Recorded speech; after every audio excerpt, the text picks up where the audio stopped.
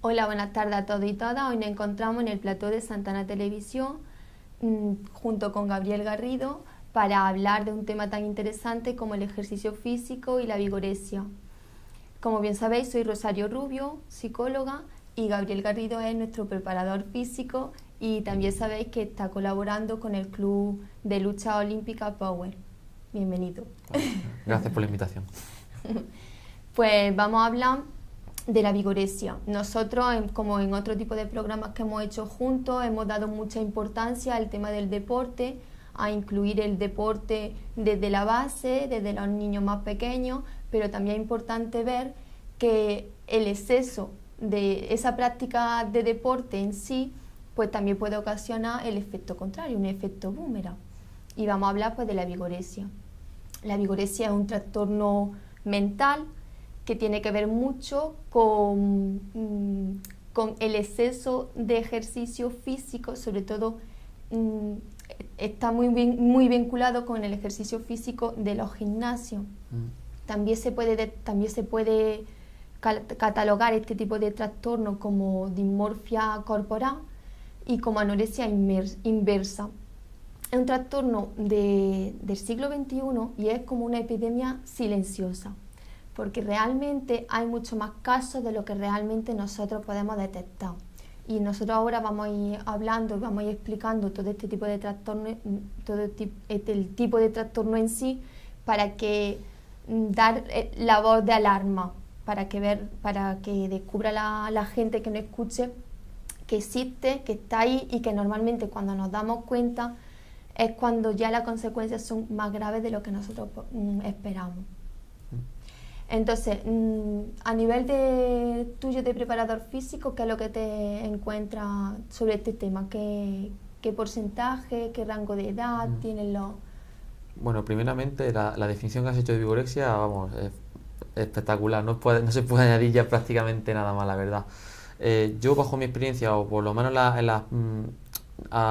la carrera que yo he tenido y también en mi experiencia de cuando yo he sido deportista y he estado en centros de entrenamiento, normalmente los rangos de edades son rangos preocupantes en personas que están en la adolescencia, que se están desarrollando, e incluso ya también personas que estarían en el rango máster, es decir, entre los 30 y 40 años, y que empiezan a moverse gracias ya a lo mejor también más a esa gran cantidad de tiempo que se tiene ahora o esa gran disponibilidad económica de acudir a estos centros.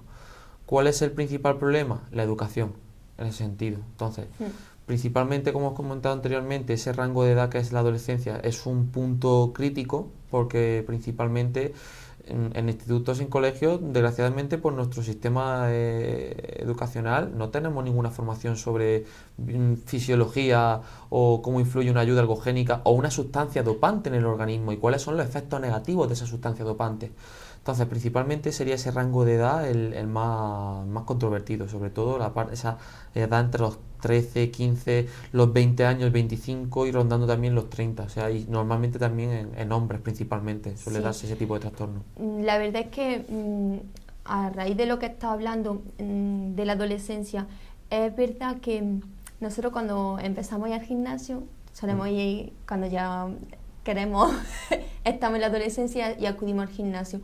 O bien, como bien has dicho, el rango de edad que sí se puede permitir el acudir al gimnasio. Hay que tener cuidado porque cuando están en la adolescencia y están en ese proceso madurativo, caer en esta tentación, las causas son brutales.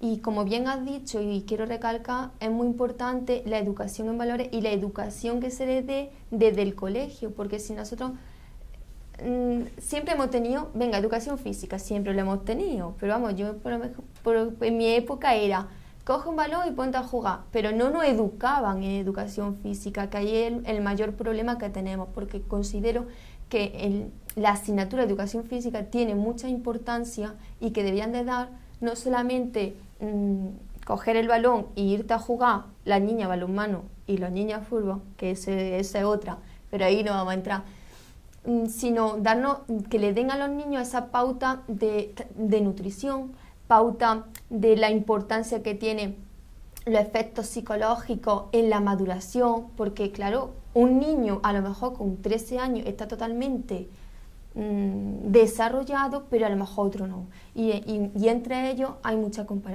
competitividad. Entonces hay que tener cuidado en ese sentido y deberíamos de incluir realmente en la asignatura de educación física mucho más valores de este tipo, para no caer en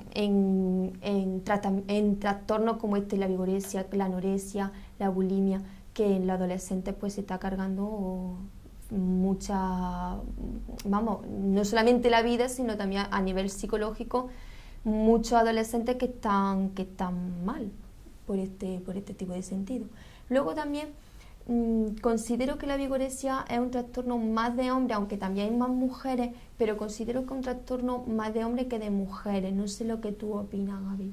Sí, la tendencia normalmente y lo que se suele estar viendo en literatura científica es que afecta más a los hombres y en ese rango de edad que hemos comentado anteriormente. ¿Cuál puede ser a lo mejor una de las hipótesis o por qué se puede condicionar esto?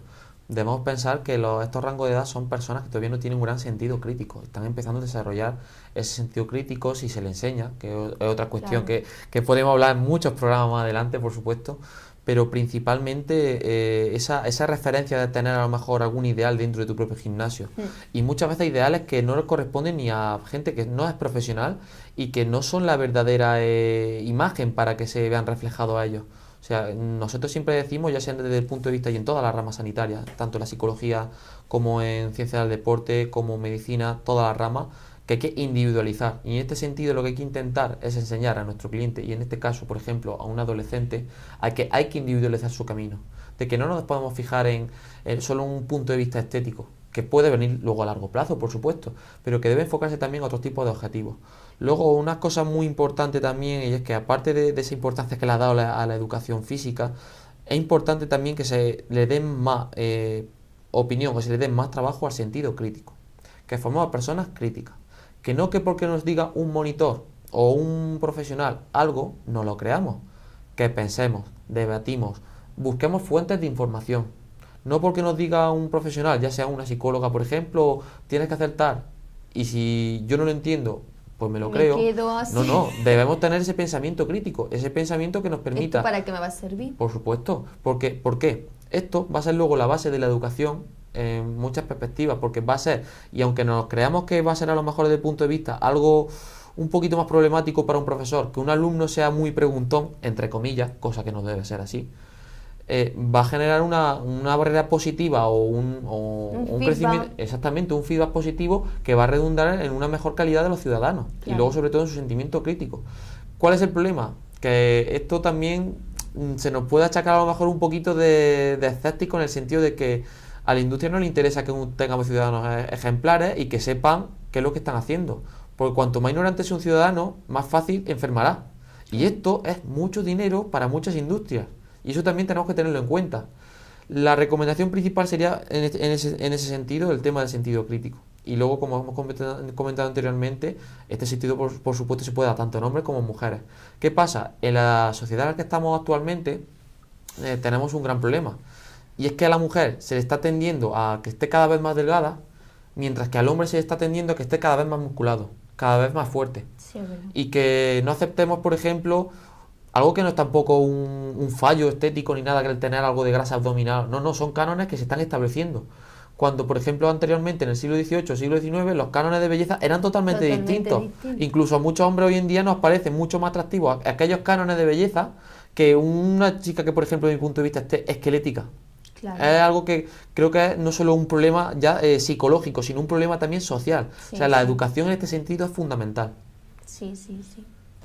Bueno, pues a nivel, por ejemplo, psicológico, los efectos reales de la vigorexia, ¿cómo nos podríamos dar cuenta de aquí hay un problema? Porque las madres, yo tengo varios casos de madres que me han ido a consulta y decirme, es que yo no sé si el caso de mi hijo es preocupante o no, porque claro, escuchamos que tiene que hacer deporte, pero es que no para, es que en casa no está, no tiene vida social, no tiene, su única función es ir al gimnasio.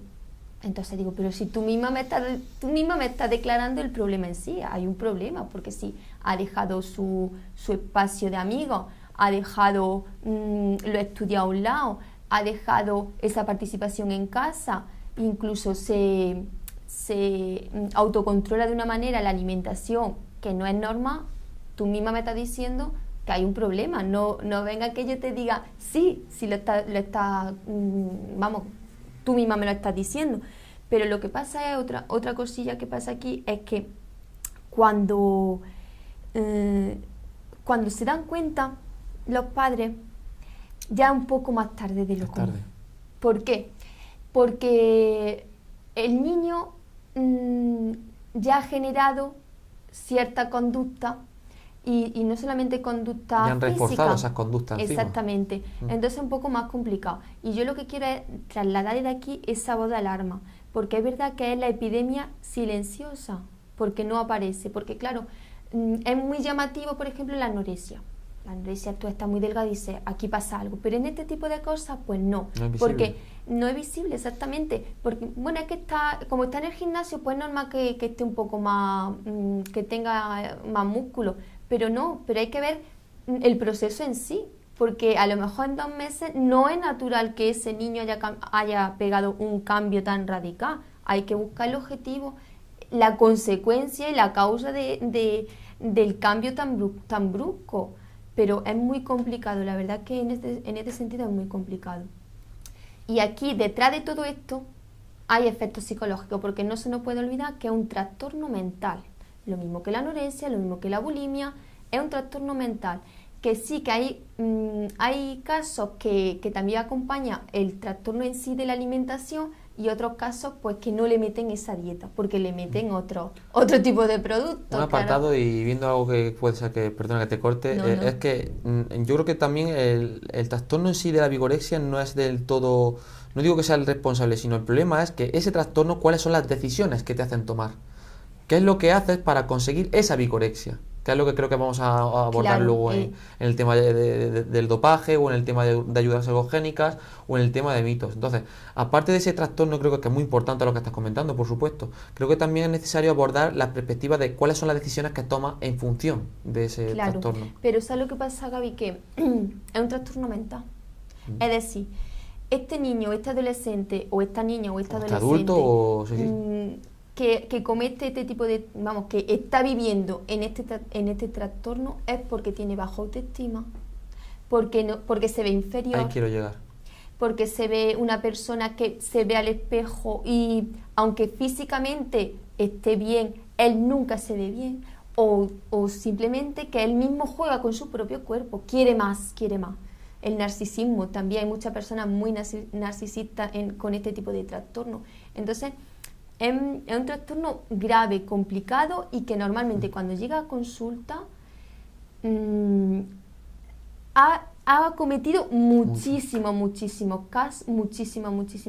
cosas graves para su salud, porque aparte de la autoestima y de la autoimagen que ellos se ven mal, pues también son personas depresivas, son personas con un estado de ansiedad por querer llegar a ese cuerpo y no conseguirlo, por querer llegar al canon de belleza que él tiene en su cabeza, y claro, es que la naturaleza es sabia, es que tú en 2 meses no te puedes poner como Cristiano Ronaldo, no, es que es imposible, es que eso es un proceso en sí, no solamente el ejercicio físico, la alimentación, el sueño, el descanso, todo esto influye. Entonces, si en 2 meses tú quieres eso, la naturaleza no te lo va a dar. Ahora, ¿qué es lo que pasa? Pues que te meten, que vamos a los gimnasios y te meten una serie de historias en la cabeza que cae. Y si son niños, pues con esa baja autoestima, con esa poca predisposición, con esa poca análisis crítico, como hemos comentado, pues caen en estos tipos de productos que seguro que tú nos puedes ayudar y nos puedes... Sí. Decir, informar mucho más que yo, que no. Creo que has dado la clave en una cosa, que es el tema de la autoestima. Es cierto que en muchos de los casos que se dan de vigorexia son personas que inicialmente tenían poca autoestima y poco autoconcepto. Su autoconcepto era muy bajo. Y negativo. Lo que hacen y por eso es muy importante a la hora de cuando llega un cliente a un gimnasio, darle confianza. Que esa persona es importante para ese centro, era importante para tu entrenador, para tu familia. Y ya no solo porque muchas veces el problema también que tiene a lo mejor los centros low cost o los centros de gran capacitación de gente que tienen gran cantidad de clientes, es que muchas veces el trato no es individual. Y hay personas que psicológicamente necesitan ese reforzamiento. En eso que era básicamente lo que yo quería incidir, que creo que es importante también ese trato individual que hay que tener con la persona. Por eso a lo mejor el entrenador personal en ese sentido ayuda muchísimo. Claro, es muy diferente a un por supuesto. gimnasio. Y luego en cuanto al tema de ayuda, pues vamos a ver. Hay una organización que se llama la Agencia Mundial Antidopaje. Entonces, cada año la Agencia Mundial Antidopaje publica una lista de las sustancias prohibidas. Y son listas prohibidas en todos los deportes, ¿vale? El problema que tenemos en el gimnasio: no es un deporte regulado, es una actividad. Problema que también se puede dar en muchos gimnasios, que muchas veces la mayoría de las personas que están encargadas de gimnasio o están trabajando en gimnasio no tienen la formación suficiente o la ética y valores suficientes, que esa es otra historia aparte. Sí. Vamos a diferenciar aquí dos sustancias. Aparte de las sustancias que son dopantes, que se utilizan o que están dentro de esa lista de sustancias prohibidas de la AMA, vamos a diferenciar también ayuda ergogénica, que son sustancias que permiten la mejora del rendimiento, pero no comprometen el estado de salud. Claro. ¿Vale? Entonces, cuando vemos en un gimnasio a una persona tomar un batido, no nos echamos la mano a la cabeza. Eso no tiene por qué ser una sustancia dopante, ¿de acuerdo? Esto se da, por ejemplo, y se me da muchas veces en contextos que, por ejemplo, que cuando yo entreno a gente. Hay personas que cuando entrenan ya tienen ciertos años de entrenamiento y demás, pueden tener un gasto perfectamente de 4.000, 5.000 kilocalorías. Para todas las personas que nos estén viendo, intenten ustedes comer, la mayoría, 4.000 o 5.000 kilocalorías. Desde el punto de vista psicológico, y además Rosario me dará la razón, muchas personas no son capaces de comer de manera sólida 4.000 o 5.000 kilocalorías. Tienen que intentar recurrir a determinados suplementos o por lo menos utilizar una vía líquida, que es de más fácil asimilación. ¿Qué quiere decir esto? ¿Un batido es malo? No. Ahora, ¿hay alternativas dentro de los batidos? ¿Podemos probar, por ejemplo, un batido natural? Se pueden hacer batidos naturales. Podemos coger, por ejemplo, leche con unas claras de huevo. Hay infinidad de recetas de batidos naturales que pueden dar un buen aporte proteico, pueden ayudar a esas necesidades del deportista y que una dietista nutricionista o un dietista nutricionista debe realizar y debe prescribir esa dieta.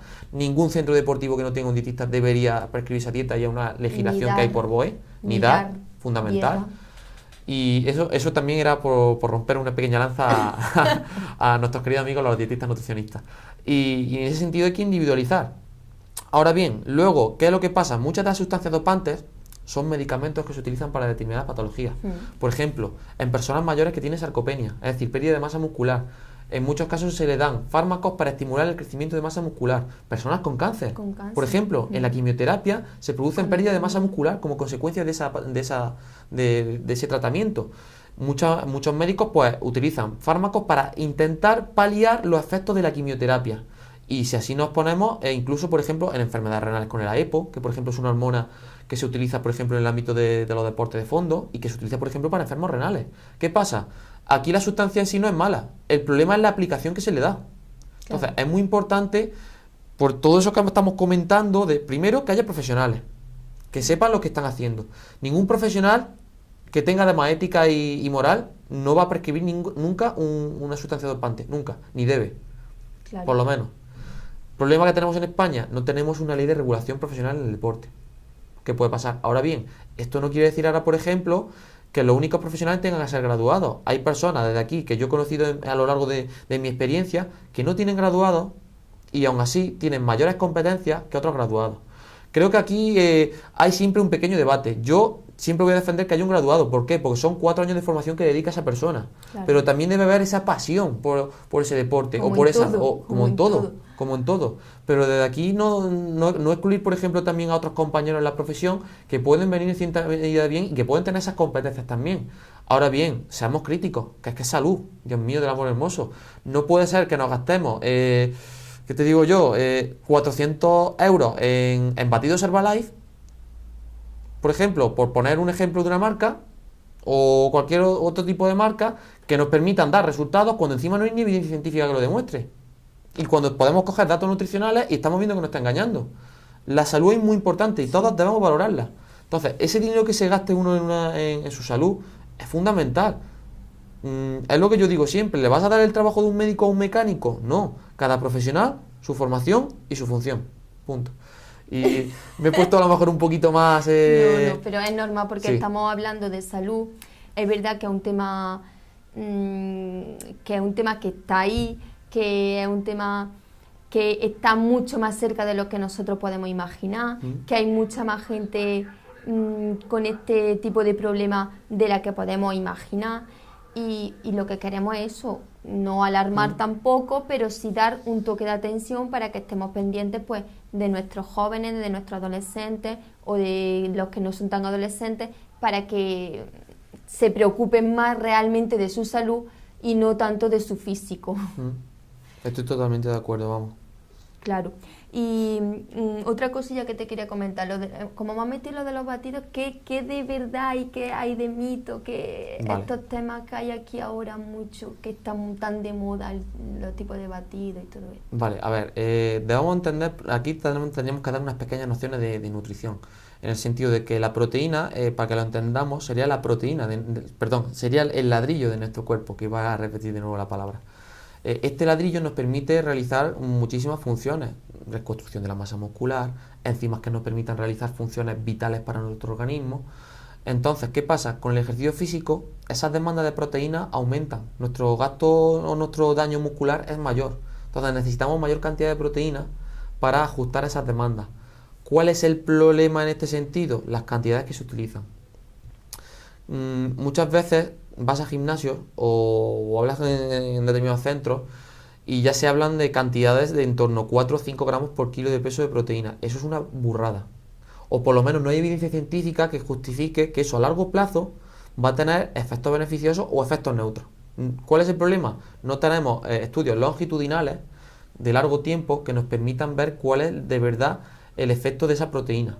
¿Cuáles serían las cantidades más o menos estandarizadas o que sí se están recomendando? Por ejemplo, en personas que realicen personas sedentarias están en torno a los 0,8 gramos o 1 gramo o incluso 1,2 gramos por kilo de peso de proteína, dependiendo de la asociación que lo dictamine. Pero si nos vamos a deportistas, por ejemplo, en trabajo de fuerza se recomienda hasta 2 gramos por kilo de peso de proteína. Sí es cierto que ya cada vez se están lanzando más evidencia científica que incluso puede aumentar esa cantidad. Pero lo fundamental es lo que yo he comentado anteriormente. Vamos a ver el gasto energético de esa persona. Cuánta cantidad de comida tiene que tener para sus necesidades. Y que otra idea que hay que lanzar no es que hay que tomar el batido para crecer. Con una correcta dieta pautada en base a sus necesidades de esa persona e individualizada, va a tener muchas veces mejores beneficios que intentar introducir nutrientes o pequeños nutrientes, por así decirlo, a través de batidos o sustancias que incluso van a ser más caras. Porque si nos ponemos a fijarnos en precios, vamos a fijarnos en cuánto nos puede costar una dieta normal de una persona normal, bien cuadrada a través de una dietista nutricionista. Y luego pensemos en otro tipo de suplementos, tipo batidos, tipo barras sustitutivas y demás. Nos estamos dejando mucho más dinero y encima nos estamos perjudicando nuestra salud a costa de eso, por intentar hacer las cosas rápido. Problema también que se produce en este sentido, que es que la sociedad nos está empujando a cánones cada vez más químicos, donde hay química, hay Photoshop, y hay que dar esa educación. Eso es lo importante, que es un problema educacional también en ese sentido. Entonces, básicamente eso. Pues yo creo que para concluir, comentar que la vigorexia es un trastorno psicológico, un trastorno mental, que para darnos cuenta pues tendremos que fijarnos realmente en el entorno del paciente, que es un paciente que él mismo no sabe que tiene una enfermedad, pues realmente ver si ha dejado pues su amigo, ha dejado su entorno, si solamente tiene como objetivo ir al gimnasio y estar allí muchísimas horas y ver realmente si aparte del cambio físico brusco que se ha producido, también un cambio en su autoestima. Y otra cosilla es comentar también es que es un trastorno obsesivo compulsivo, que como no se trate a tiempo, pues se convierte en una obsesión, esa obsesión provoca una serie de conductas que obliga al paciente a actuar simple y llanamente pues con el requisito de querer hacer eso para cambiar su cuerpo. No tiene vida social, no tiene vida personal, no tiene, vamos, que él vive por y para ir al gimnasio. Nosotros somos partidarios, como ya hemos dicho muchas veces, del deporte, pero un deporte de forma saludable, con su alimentación y con su serie de descansos, y que también es importante y muy importante ir y tener tu vida social y salir a la calle a tomarte una cerveza con los amigos, lo mismo de importante que el deporte en sí. Y no sé si quieres concluir con alguna cosa más, Gabriel. Sí, pues por ejemplo, algo que hemos comentado y que a lo mejor ha pasado un poquito más desapercibido, que es que en el caso de las mujeres hemos dicho que suele pasar menos, pero que esa tendencia suele pasar hacia todo lo contrario. Y es que, aunque sean problemas que aparentemente en cuanto a estética sean distintos, la razón es la misma. Se busca estética. Sí, sí, sí. Pero es que lo que hay que intentar buscar no es estética, hay que buscar funcionalidad. Ejemplo, ¿de qué me sirve a mí, por ejemplo, chicas que te dicen, no, es que yo quiero perder 8 kilos y es que tengo que perder 8 kilos? Me da igual, 8 kilos, yo quiero rebajar 8 kilos, me da igual. ¿De qué te sirve perder esos 8 kilos si luego no eres capaz de subir una escalera? Claro. O si no eres capaz de ir a por una lista, a por una bolsa de la compra y llevarla a tu casa. Creo que hay que cambiar el paradigma educacional. Dejarnos llevar menos por el postureo y dejarnos llevar más por la aplicación, que es lo ideal. Y para mí para mí ha sido un placer hablar contigo. Igualmente. Siempre es un placer. También agradecer, como no, a Campiña Digital y a Santana Televisión siempre por contar conmigo e intentar siempre hablar de estos temas de divulgación en deporte, psicología y salud, que creo que es fundamental. Claro que sí. Y que nos escuchen en este sentido para que por lo menos tengan esa información y ya piquemos la curiosidad. El toque está dado. Ya le hemos dado. Y nada, pues espero que os podamos ver de nuevo, la verdad. Y bueno, creo que os dejamos ya mi compañera Rosario y yo ya en este sentido. Y nada, esperamos que os haya gustado y que nos tenéis... Hasta la próxima. Exactamente. Venga, hasta luego.